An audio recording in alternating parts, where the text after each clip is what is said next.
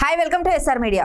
కోల్కతాలో జరిగిన వైద్య విద్యార్థిని అత్యాచారం ఘటనను నిరసిస్తూ ఐఎంఏ పిలుపు మేరకు ఆదిలాబాద్లో ప్రైవేటు ఆసుపత్రులు అత్యవసర సేవలు మినహా 24 గంటల పాటు ఓపీ సేవలను నిలిపివేసింది.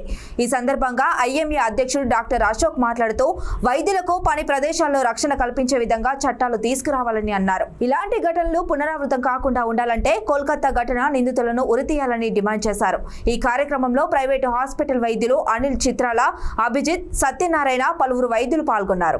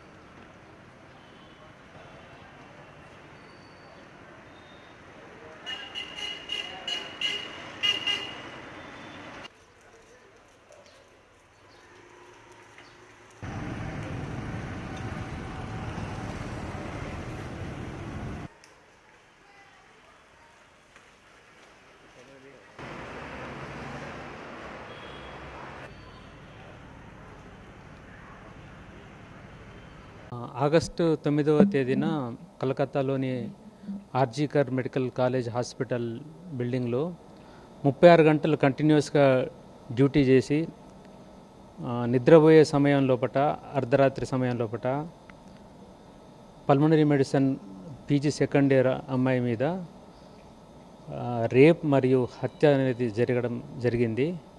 ఇది అత్యంత విషాదకరమైన సంఘటన. మన సమాజం లోపల నైతిక విలువలు దిగజారుతున్నాయనడానికి ఇది ఒక పెద్ద నిదర్శనం.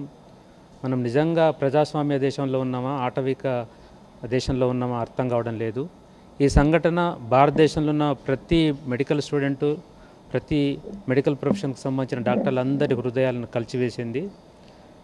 దీనికి నిరసనగా Indian medical association national president ఈరోజు భారతదేశంలో ఉన్న అన్ని ప్రైవేట్ నర్సింగ్ హోమ్స్, క్లినిక్స్ కూడా శనివారం ఉదయం 6 గంటల నుంచి ఆదివారం ఉదయం 6 గంటల వరకు అన్ని సేవలను కూడా ఉపసంహరించుకుంటున్నాం.